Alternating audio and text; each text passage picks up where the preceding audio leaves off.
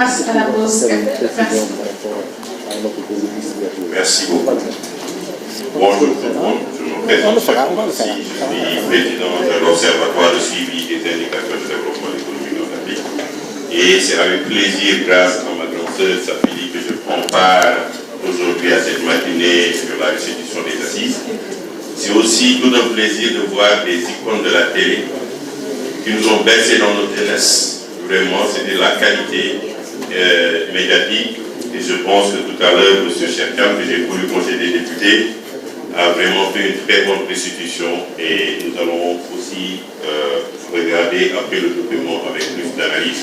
Je pense que mon ami et frère Eliman Khan a soulevé quelque chose d'important. Ce n'est pas parce qu'on refuse d'être ici, mais si on construit une maison de la presse, il y a une raison. Mais si la maison de la presse est politisée aussi, voici les conséquences qui en découlent. Il faut aussi qu'on apprenne à vraiment dépolitiser certaines institutions, surtout la maison de la presse qui est un organe qui appartient à tous les Sénégalais. Aujourd'hui, nous avons un défi majeur. Et ce défi, c'est, comme il l'a dit, la crise de la presse nous impacte tous. Moi, je ne regarde pas seulement du prisme de ce que nous vivons aussi en termes de restriction de la presse aujourd'hui, mais ça a un impact sur l'analyse économique du pays. Aujourd'hui, quand on est un pays pétrolier gazier, on a besoin d'analyse concrète, on a besoin d'avoir des outils d'information nécessaires parce que ça participe à la performance du pays.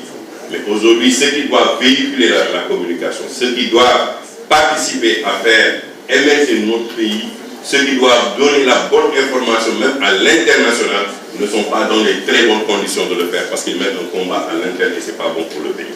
Je pense que l'État, aujourd'hui, doit revoir sa position.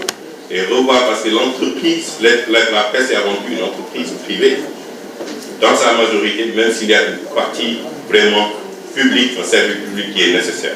Mais nous qui sommes des organisations de la société civile, nous avons besoin de cette entreprise de presse-là. Nous avons besoin de leur existence parce qu'à côté d'eux, nous participons à renforcer la démocratie.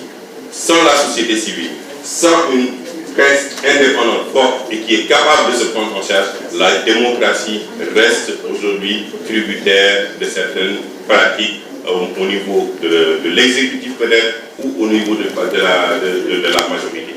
Et ça, il faut arriver aujourd'hui à restituer à la presse vraiment son rôle premier, c'est-à-dire de donner la bonne information, de participer à la construction du pays et aujourd'hui aussi d'accompagner la mise en œuvre des politiques publiques. Sinon, on sent aujourd'hui dans ce pays-là vraiment une réelle tension entre les acteurs qui sont l'État qui doit jouer un rôle de régulation et de participation à l'émergence d'une presse forte et aujourd'hui les acteurs qui sont en train de se battre pour survivre dans des conditions économiques extrêmement difficiles et précaires. Je pense que les assises sont là. J'inviterai aussi ceux qui ont fait le rapport de venir de nous rencontrer en tant que tous les acteurs de la société civile, aujourd'hui c'est la presse, mais tous les acteurs de la société civile pour qu'ils puissent aussi écouter et entendre et que vous restituiez avec eux aussi vraiment les grandes lignes de ce rapport-là, parce que ce n'est pas un combat pour vous seulement, c'est un combat, comme il l'a dit tout à l'heure, pour tout le Sénégal. C'est ces quelques mots que j'avais à dire.